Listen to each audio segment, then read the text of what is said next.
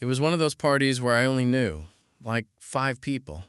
Maybe 6 if you counted the guy who lived upstairs and always nodded at me in the hallway. But I went anyway because I'd promised Josh I'd show up for his birthday, and because staying home alone again on a Saturday night just sounded pathetic.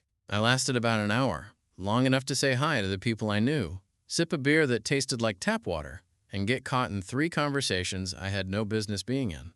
I stood awkwardly in the kitchen for a while, pretending to look for a bottle opener, just so I didn't have to fake laugh at whatever some dude in a Patagonia vest was going on about. Around 11:45, I slipped out the back door.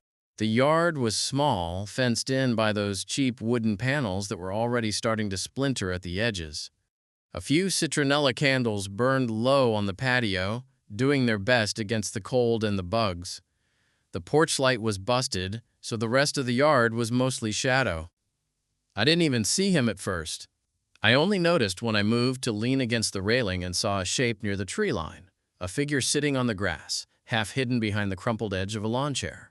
At first, I thought it might have been someone passed out, but then the figure shifted, tilted their head slightly. He looked up, and our eyes met. "Hey," I said softly, not wanting to startle him.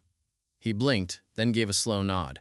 "Hey." I stepped closer, careful not to crush any of the plastic cups littered across the grass. "You good?" He looked down again, fingers pulling at a blade of grass. "Yeah, just needed some air." I stopped a few feet away. "Mind if I?" He gestured beside him. "Sure." I lowered myself onto the cold grass, not too close. He wore a dark hoodie, hood up, head tilted back now to look at the sky. His profile was sharp in the moonlight, high cheekbones, a straight nose, and lips that pressed together like he was chewing on a thought he didn't want to say out loud. "I don't like crowds," he said finally, barely above a whisper. I nodded. "Same. They're exhausting," he chuckled quietly. "You look like you were handling it better than me." "I was hiding in the kitchen," I said. "Very advanced survival tactic." That made him smile. The corner of his mouth twitching up, he reached up and pulled his hood back, revealing a mop of dark, messy hair. "I'm Jamie." "Dylan," I said, offering my hand. He shook it, warm and brief. His palm was calloused, like he worked with his hands, or played guitar, or both. We sat in silence for a few moments, the sounds of the party muffled by the house behind us. Bass thumping, someone laughing too loudly, a bottle breaking somewhere. Out here, it felt distant, like we were underwater, listening to a world that didn't really matter right now. Jamie sighed, leaning back on his elbows. "You ever feel like you're surrounded by people but still weirdly alone?" "Pretty much all the time," I admitted. He turned his head to look at me, and there was something in his expression. Recognition, maybe, or relief. Like he hadn't expected someone to say it out loud. "I didn't really want to come tonight," he said. "Josh invited me. I didn't want to be rude." "Same," I said. "He guilt-tripped me into it, told me I never go out anymore." "He tells everyone that," Jamie said with a smirk. "It's like his catchphrase." I laughed, and he smiled again. Wider this time, less guarded. There was something easy about being around him. The way he sat, the way he spoke, like he wasn't trying to impress anyone. Like he didn't have anything to prove. I checked my phone out of habit. 12:07 a.m. It felt important for some reason. Like we'd found each other at exactly the right moment, in a backyard neither of us really wanted to be in, under a sky that didn't care. Jamie looked up again. "The stars are kind of amazing tonight." I followed his gaze. "They are." He was quiet for a beat, then said, "Do you think people can just feel when they're supposed to meet someone?" I looked over at him again. The way he was sitting, the way the moonlight softened his features, the way his voice carried that strange, quiet honesty you don't expect from strangers. "Yeah," I said, heart beating a little faster. "I think they can." We didn't say anything for a while, the kind of silence that wasn't awkward, just full. Like there were things neither of us knew how to name yet, and maybe didn't have to. It was quiet enough to hear the leaves rustling in the trees, the faint hum of a neighbor's wind chime spinning somewhere in the distance. Jamie had picked a piece of grass and was twisting it between his fingers, like he needed something to do with his hands. His hoodie sleeves were pushed up to his elbows now, revealing lean forearms and a faint scar near his wrist. I didn't ask. "What do you do?" he asked eventually. Like major or job or whatever. Graphic design, I said. Last year of undergrad. You? Paramedic training, he replied. Well, trying to be. Damn, I said. That's intense? Yeah. But it fits. He glanced over. I like being useful. I guess I like fixing things. That stayed with me more than I expected, the way he said it. Not like someone trying to sound noble, but like someone who didn't know how to be anything else. He laid back then, resting his head against the grass. I followed, stretching out beside him, but leaving some space between us. Just enough. The stars really were beautiful. I hadn't looked at them properly in months. You ever feel like your life is happening a little too fast? Jamie asked. All the time. Like you're just reacting to things, instead of choosing anything? I turned my head, looked at him. His eyes were still on the sky, unreadable. Yeah, I said. That's basically how I've lived the past year. He smiled faintly. Nice to know it's not just me. Another breeze stirred the air, carrying the faintest scent of cigarette smoke from somewhere. Someone probably lighting up on the side of the house. The music inside had shifted to something heavier, thumping low like a second heartbeat in the background. I wanted to ask him more. I wanted to know where that scar came from. If he'd always wanted to be a paramedic. If he lived alone. But I didn't want to push. So instead I said, Do you want to go somewhere quieter? He turned to me, surprised. Quieter than this? I smiled. Like, not in a stranger's backyard. He hesitated for a moment, and I wondered if I'd said too much, moved too fast. But then he nodded. Yeah, let's get out of here. We stood up, brushing grass off our jeans. Neither of us said anything as we stepped back toward the house, slipping in through the side gate rather than the back door. I didn't need to say goodbye to Josh. I'd text him later. The street out front was quiet. A few cars parked along the curb, a couple of porch lights still on. It was the kind of neighborhood where the party felt like the only living thing past midnight. We walked down the sidewalk slowly, not heading anywhere specific. You parked close? I asked. He pointed down the block. 2 streets over. Cool. I'm this way. We turned the corner together, our footsteps echoing against the pavement. Every now and then, our shoulders brushed, and neither of us pulled away. There was a park nearby, small, half forgotten. The kind with one rusted swing set, and a couple of benches that always looked slightly crooked. I motioned toward it, and Jamie followed without asking why. We sat again, this time on a bench, side by side. You come here a lot? He asked. Sometimes, when I can't sleep. He nodded. Same. I glanced over. Are you always this quiet at parties? He smirked. Pretty much, unless I'm drinking. You weren't tonight? He shook his head. Didn't feel like it. I didn't want to get caught up in the noise. I leaned back. Noise is easy to hide in. Exactly, he said, then added, softer, but it's also easy to get lost. I turned toward him. Our knees were nearly touching now, and I didn't think that was accidental. There was something in the air between us, uncertain, but alive. Jamie exhaled, like he'd been holding something in all night. I'm not good at meeting people. You're doing fine so far. He looked at me, and his expression shifted. Barely, but I felt it. The corner of his mouth quirked like he wanted to smile, but wasn't sure if he should. I didn't expect tonight to be like this, he said. Like what? He hesitated. Like I'd end up in a quiet park with some guy the first barely know, talking about life at 12:30 in the morning. I smirked. I'm more than just some guy. He laughed. Clearly. The silence that followed wasn't like before. It was heavier now. Charged.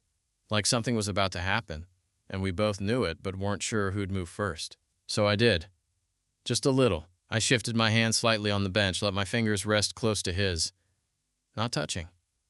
Not quite. But there. Jamie looked down. Then, very slowly, he moved his hand closer. Until our pinkies brushed. It was the smallest touch. But it felt like static. Like something important had been named without needing a single word. He didn't pull away. Neither did I. We sat like that for a while. our pinkies just barely touching on the cold, weathered bench. It was one of those accidental on-purpose touches.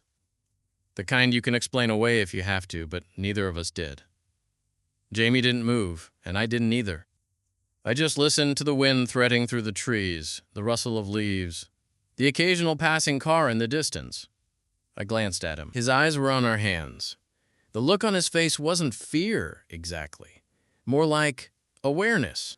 Like he was watching something unfold in real time and trying to decide whether to keep going or turn back. I didn't rush it. I just let it hang there between us. The quiet, the contact, the night. Eventually he spoke. I haven't really done this before. I waited, not pushing. He added, I mean, this. Sat close to someone like this. A guy, I mean, not like this. I nodded slowly. Me neither. Not like this. He looked at me then, and it wasn't a stare. It was something softer. Curious. Searching. Like he was trying to figure out what he was allowed to feel, and whether he'd be safe if he let himself feel it.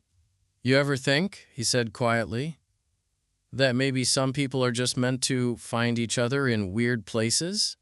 I tilted my head. Like a party backyard at 12:07 a.m.? He smiled, really smiled this time.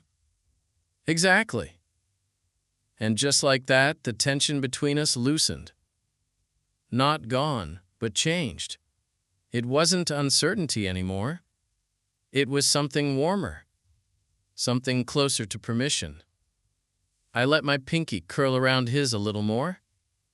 Jamie let out a slow breath. I don't really know what I'm doing, he said again, but this time with a kind of nervous laugh, like he was admitting it to himself as much as to me. Me neither, I said. But I like this. Whatever this is. He didn't respond right away, but his fingers brushed against mine deliberately now. He turned toward me a little more, knees pointed in my direction, body language catching up with what his hands were already saying. Then he asked, Can I ask you something weird? I nodded. Always. If we'd met at school or on some app or in a coffee shop, do you think you'd have talked to me? I thought about it. He was right. The way he'd come off in class, he seemed quiet, maybe even a little guarded. The kind of guy who might not say much but had a whole library going on in his head. I think I would have noticed you, I said. I don't know if I would have said anything, but I would have noticed. Jamie smiled like that answer was better than the one he expected. What about you? I asked. He looked out at the empty swings swaying slightly in the wind. Honestly, I probably would have walked right past you. I raised an eyebrow. Not because I wasn't interested, he added quickly. Just because I don't usually think people see me that way. I don't really let them. That hit deeper than I expected. Maybe, I said. That's the good thing about night. You can let your guard down without anyone noticing. He nodded, still watching the playground like it held some answer he hadn't found yet. And then, just like that, he laced his fingers with mine. Slow. Careful. Like he was still testing every step, but wanted to try. I didn't say anything. I just squeezed back, gentle and steady. We stayed like that, our hands wrapped together, breath visible in the night air. A shared silence that felt fuller now, rich with the unspoken. The kind of quiet you can only get when two people are finally on the same page. You cold? I asked. He nodded. A little. I shrugged off my hoodie, an old, faded navy one, and handed it to him. Here. He looked at it, then at me. Are you sure? Yeah, I said. You're the one who left the party early to sit in the dark like a drama queen. Jamie laughed and pulled the hoodie over his head. It fit loosely on him, sleeves falling past his hands, hood bunching slightly over his hair. But it looked right. He looked like someone I already knew too well for a person I'd only spent an hour with. You're warm, he murmured. You're welcome. He leaned his head on my shoulder. Just like that. No warning, just settled in like he'd always belonged there. I didn't move, didn't speak. I just let him rest there, my pulse steady and slow beneath his cheek, and watched the wind dance through the empty playground. For a moment, everything else, classes, work, expectations, identities I wasn't sure how to wear, fell away. The world shrank to a small wooden bench in a forgotten park, two boys holding hands, and the quiet hum of a connection that didn't need to be explained.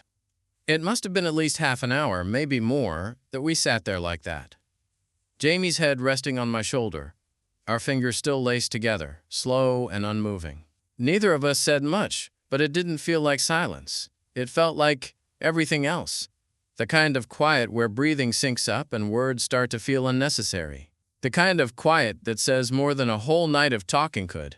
Eventually, he shifted a little, straightening up just enough to glance at me.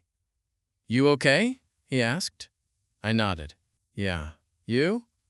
"Yeah." His voice was soft, barely louder than the breeze. "Just didn't expect tonight to go like this." "Me either," I said, and it made us both smile. There was a different kind of tension between us now. Not the unsure, hesitant one from before. This was new. It was fuller. He was closer than he'd been all night, and the space between our faces felt charged. Not in a movie scene way. In a real way. Breath and nerves and awareness. His eyes flicked to my lips, then back to my eyes, then away. Like he was testing a door, checking if it was unlocked. I could have leaned in. I wanted to. But I didn't. Instead, I said, "You hungry?" Jamie blinked like I'd broken a spell, then laughed. "Starving!" "Come on," I said, standing. "I know a diner that stays open past 2. Are we doing the cliché late-night breakfast thing?" "Absolutely." He smiled as he stood up, tugging the sleeves of my hoodie further down his arms. "Is it walkable?" 10 minutes. 15 if you make me carry you." We started down the sidewalk again, our shoulders brushing occasionally. He didn't take his hand back until we reached the main road, where a few late-night cars still passed and the streetlights gave everything a yellow glow. There, he slipped his hand into his hoodie pocket like he was recalibrating. I got it. Public made things feel different. We didn't talk much on the walk. He pointed out a weird statue in someone's yard. I told him the diner had great pancakes but terrible coffee. Little things. Easy things. But his shoulder kept bumping into mine every so often.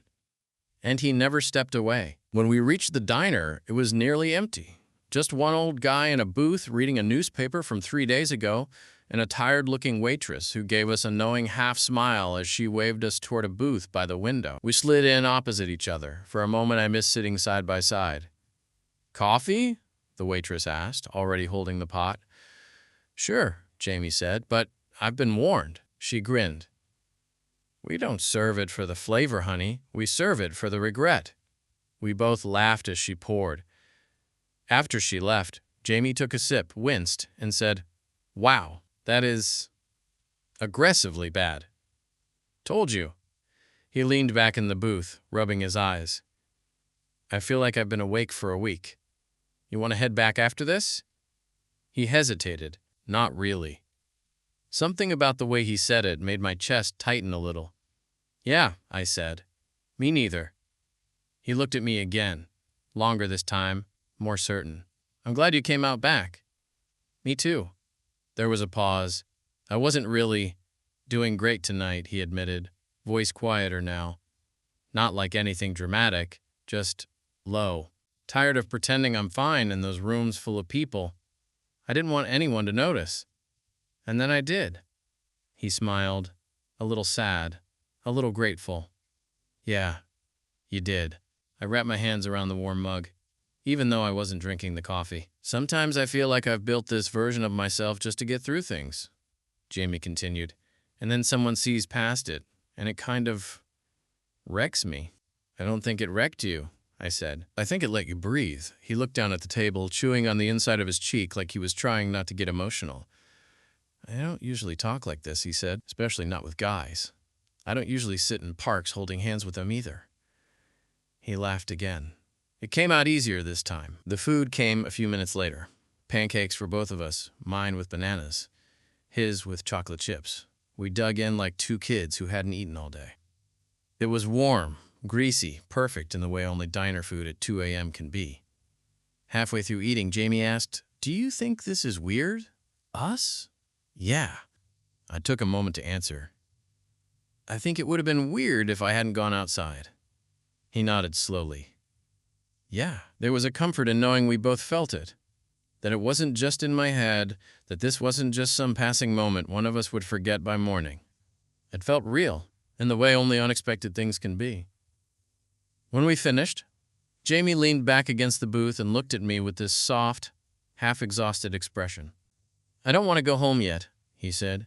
You want to walk? He nodded. Or we could just drive. You okay to drive? My place is close. I parked 2 blocks from here. I hesitated. Your place? He met my eyes, steady. We can just hang out. Nothing more. Unless you want to. It wasn't pressure. There was no tension in it. Just the quiet offer of more time, of the night not being over yet. I nodded. Yeah, I'd like that. We left the diner just before 3. The streets were quieter now, emptied of all the late-night buzz, as if the city itself had exhaled and decided to finally sleep. I followed Jamie the 2 blocks to where he'd parked, a beat-up dark blue Civic with a dent in the passenger door and a cracked air freshener dangling from the rearview mirror. The kind of car that had seen some things. I liked it. He unlocked it with a chirp and slid into the driver's seat while I eased in beside him, shutting the door gently behind me. The inside smelled faintly of pine and maybe something like cologne that had worn off hours ago. Familiar, but not overpowering. Lived in. Jamie buckled his seatbelt and turned the engine over. The headlights cut across the quiet street, brushing past fences and sidewalks and the occasional sleeping porch cat. I live like 6 minutes from here, he said. You sure you're okay with this? I looked over at him. Hair messy, eyes tired, hoodie sleeves pushed halfway up his forearms. His hands rested on the wheel like he wasn't sure what to do with them. Yeah, I said, I'm sure. He nodded and pulled out slowly, the tires crunching over loose gravel.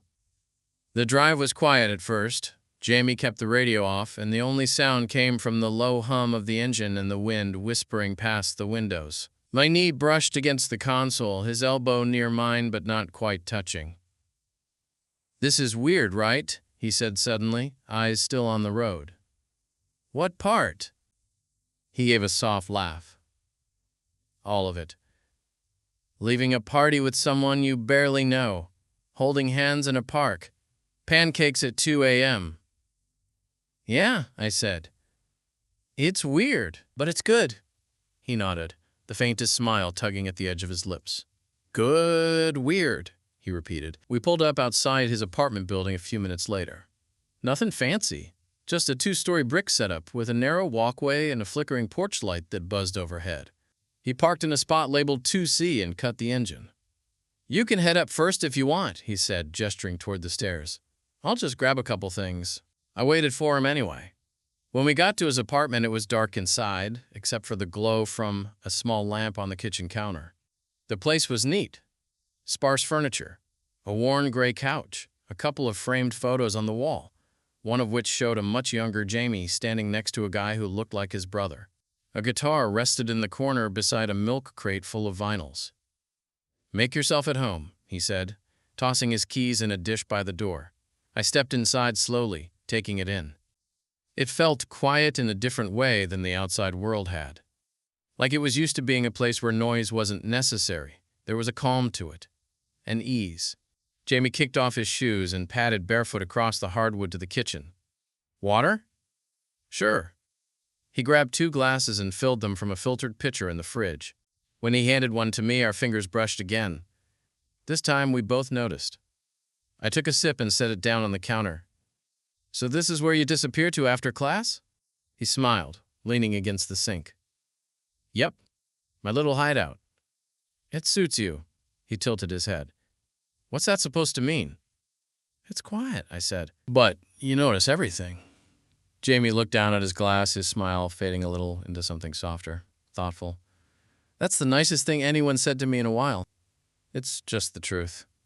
He looked up at me, and there it was again. That shift in the air. That moment where something unspoken wanted to rise to the surface but didn't quite know how. I meant what I said earlier, he said. I don't do this. Me neither. He nodded, like he needed to hear that again to believe it. I don't even really date, he added. I stepped a little closer, just enough to meet his eyes. Is that what this is? I don't know, he said, but I think I want to find out. That did something to me. I didn't kiss him. Not yet, but I did reach out and take his hand again. Familiar now? Easy. Like we'd done this 1,000 times already. He let me, fingers curling gently around mine.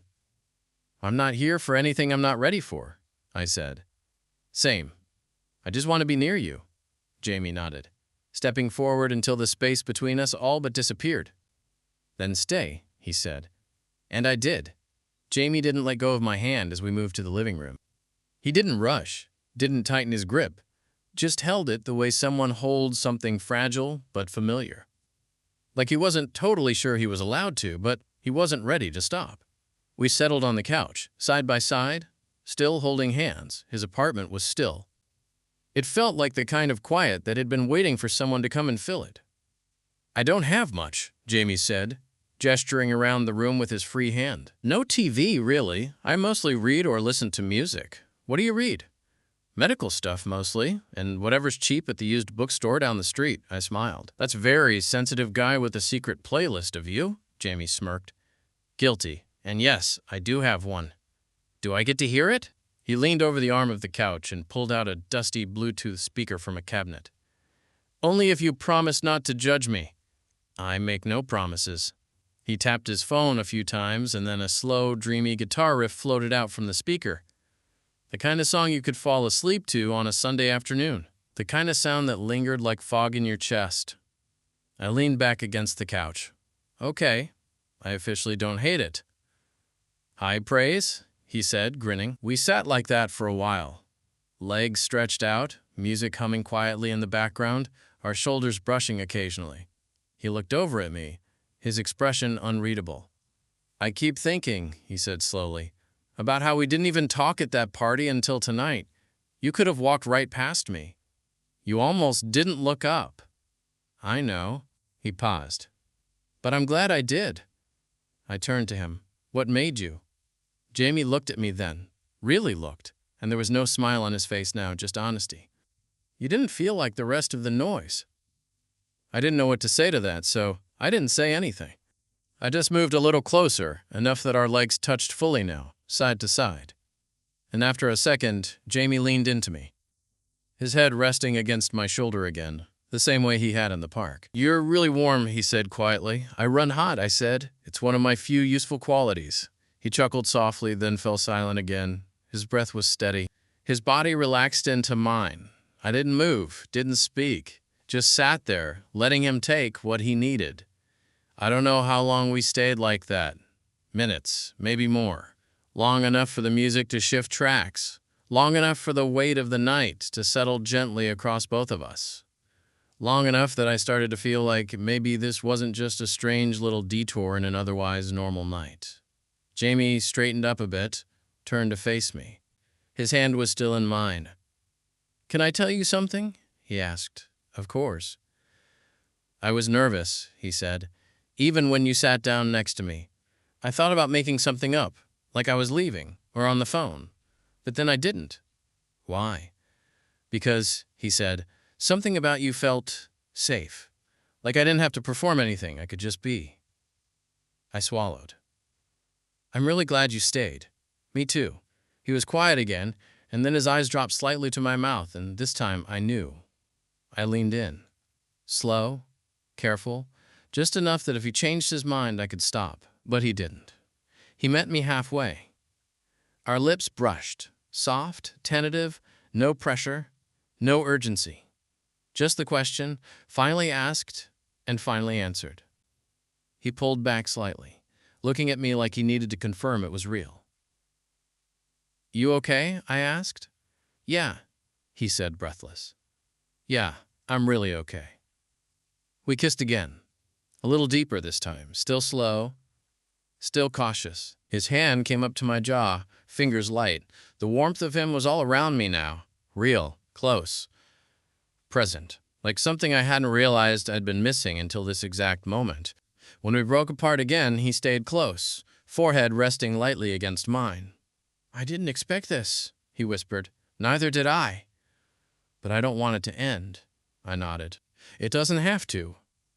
Jamie pulled back just enough to look at me, eyes full of something I couldn't quite name. "Hope, maybe. Relief." "You can stay," he said. "If you want." I did. God, I did. Jamie got up first, gently pulling his hand from mine as he stood. For a second, I thought maybe he'd changed his mind, that some invisible line had been crossed in the dark, and he needed to walk it back. But he didn't go far. He turned to me, a quiet sort of light in his eyes, and said, "I'll grab you something to sleep in, unless you're cool staying in what you've got." I looked down at myself. Jeans, t-shirt, hoodie, his. I could probably survive, but if you've got something, I won't say no. Jamie disappeared into the hallway. I heard a drawer open, then the rustle of clothes. I stood and stretched, the couch groaning beneath me as I stepped away. Everything felt softer now. The air, the light, even the way my feet hit the hardwood, like the edge had been taken off the night.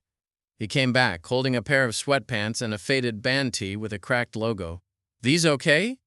"Perfect." He pointed toward the bathroom. "First door on the right." I changed quickly. The shirt smelled faintly of detergent, and something else that was probably just him. The sweatpants were a little long, but soft, comfortable. I caught my reflection in the mirror for a moment, hair tousled, eyes tired, but not in a bad way, and thought, I look like someone who belongs here. When I stepped out, Jamie had turned off most of the lights. Only a small lamp glowed in the corner, casting golden warmth across the room. He'd spread out a blanket on the couch, but was standing nearby, unsure. "So," he said, rubbing the back of his neck, "I can take the couch if you want the bed." "You're not sleeping on this thing," I said. "It's like 5 feet long." He gave a sheepish smile. "It's not great." "Let's just share the bed," I said, before I could think too much. "If that's okay." Jamie blinked, surprised, but not unhappy. Yeah, that's okay." We ended up lying side by side on opposite edges of his small bed at first, both flat on our backs, staring at the ceiling like we didn't just kiss each other twice an hour ago. The mattress dipped slightly in the middle, so we kept sliding toward it. "This is ridiculous," I said, laughing softly. Jamie turned on his side to face me. "You want to?" I rolled to face him too. "Yeah." We met in the middle again. His hand found mine under the blanket. His feet brushed against mine. We were close, but not tangled. Not yet. There was still that newness between us. That invisible line of space that hadn't fully collapsed, but it felt like it could at any second. Jamie's voice was quiet, almost a whisper. "Is this weird?" "No," I said. "It's just new." He exhaled, like that was what he needed to hear. "I'm glad it's you." "Me too." There was a pause then. "Do you ever feel like your brain tries to talk you out of happiness?" "All the time. Mine was screaming at me in that backyard. And you ignored it." "Barely," he admitted. "But yeah, I did." I squeezed his hand. "Good." Jamie shifted closer. And suddenly, his forehead was pressed to mine, our breaths shallow between us. He didn't kiss me again, not yet. But I felt him relax against me, like some wall had finally fallen, and now he could just be here, exactly like this. "I don't want this to be a one-night thing," he said quietly, "even if we don't know what it is yet." "It doesn't feel like one," I said. "No," he agreed, "it doesn't." We lay like that until his breathing evened out and his body grew heavier against mine. His hands stayed in mine the entire time, and I stayed awake a little longer, listening to the quiet, the hum of the heater, the occasional car passing outside. I thought about the party, the crowded kitchen, the back door. 12:07 a.m., and I thought about how, if I hadn't stepped out when I did, I might have never seen him sitting there alone beneath the tree line. Might have missed this. Him. All of it. And I didn't want to miss any more of it. I woke up before him. For a second, I forgot where I was. Too warm, too quiet for my apartment. But then I felt the weight of Jamie's arm around me, his forehead tucked near my shoulder. his hand still resting in mine. It all came back. The diner, the park, the couch, the bed. Him. His room was tinted with early morning light, soft and gray. The kind of light that doesn't ask anything of you. It just arrives and waits. Jamie stirred a little, pressing his face more into my shoulder, mumbling something incoherent. I smiled, shifted slightly, and he sighed, like he could feel me smiling even in his sleep. I didn't move. I didn't want to. Eventually, he blinked awake, eyelids fluttering like he was trying to pretend he wasn't. His voice was husky when he finally spoke. "Hey! Hey!" He looked up at me, hair wild, eyes still glazed with sleep. "What time is it?" I checked my phone. "Just past 7. He said, pressing his face back into the pillow. "Too early." "Go back to sleep," I said, rubbing his shoulder gently. "Nah. You're here. I don't want to miss it." Something about the way he said that made my chest tighten. In a good way. I rested my hand on his side, and he curled closer, like we'd done this 100 times before. Like our bodies already knew the choreography. "So," he said after a long pause, "does this mean we're, like, talking?" I grinned. "We are definitely talking." He looked up again, smiling through sleepy eyes. "I meant like dating talking." I raised an eyebrow. "We shared pancakes and a bed. That's practically marriage." Jamie laughed. Really laughed. The sound warm and raspy and so deeply him. He pressed a lazy kiss to my shoulder. "I'd be okay with that," he murmured. "What? Pancakes and bed? No you. All of it." I didn't say anything for a second. I just looked at him. The way the morning lit the edge of his face. The way he looked so unguarded in this moment. It was simple, but it was real. And that was more than enough. "I would too," I said quietly. Jamie nodded, content. "Okay, cool, just making sure." He leaned up then, kissed me softly, lips barely brushing mine. And it wasn't about the night anymore. It wasn't about the backyard or the party or the things we were trying to forget. It was about this, right now, the start of something. After breakfast, real breakfast this time, which Jamie made while still wearing the hoodie I'd lent him, he walked me to the door. The hallway was warm. The sun had come up for real now. A new day, as cliché as it sounded. "You'll text me when you get home?" he asked. "Obviously." Jamie hesitated for a second, like he was working something out in his head. Then he said, "I don't want to wait for another late-night backyard moment." "You don't have to," I said. "You can just call me next time you don't like crowds." His smile turned soft. "Yeah, I think I will." I kissed him once more, slow and sure, then stepped outside into the morning. And for the first time in a long time, it felt like something had shifted. Not just in the night or in him, but in me. I'd gone to that party expecting nothing. Instead, I found Jamie. And maybe it was strange, or fast, or unexpected. But it was real. And that was enough.